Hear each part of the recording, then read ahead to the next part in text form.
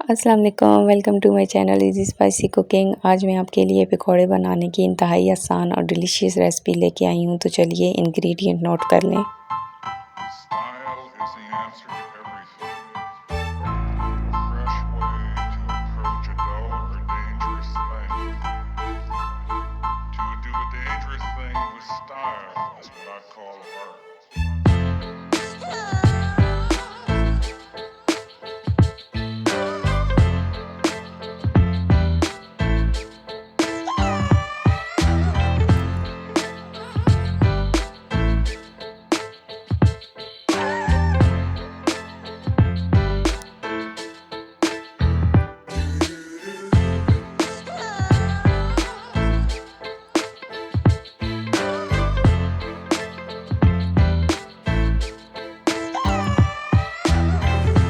आपने ingredient note कर लिए होंगे तो चलिए आइए शुरू करते हैं। बिस्मिल्लाहिर्रहमानिर्रहीम।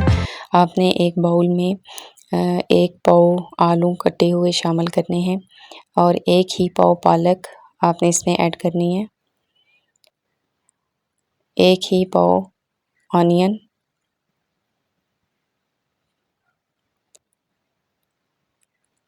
और इसमें आप शामिल करेंगे हाफ़ केजी ग्राम फ्लोर यानी कि आधा किलो बेसन, और 3 चम्मच आप इसमें ऐड करेंगे मैदा के।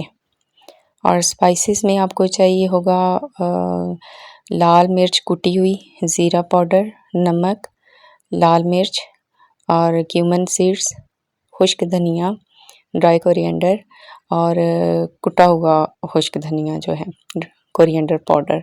ये सारी चीज़ें आप इसमें ऐड करेंगे और साथ ही कटी हुई सब्ज़ मिर्च आपने इसमें ऐड करनी है। आप चाहें तो हाथों की मदद से या किसी चम्मच की मदद से अच्छी तरीके से इसको मिक्स करना है। अभी आपने इसमें पानी शामिल नहीं करना। पानी हम तब शामिल करेंगे जब हम इसको अच्छे तरीके से मिक्स कर लेंगे।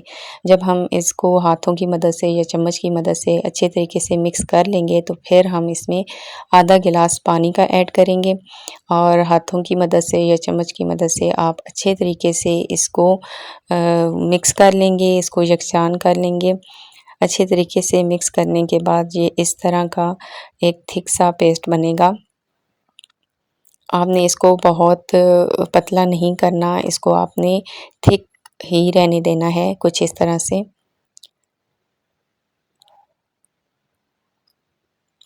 ये आपको दिखाई दे रहा होगा कि मैंने इसको ज़्यादा पतला नहीं किया, आपने इसको थिक रहने देना है। अब आप एक कढ़ाई में ऑयल को गरम कर लें। थोड़ा गरम करने के बाद आप फ्लेम स्लो करें और इसमें अपने पकौड़ा चम्मच की मदद से या हाथों की मदद से जैसे आप पसंद करें सारे पकौड़े इसमें ऐड करें।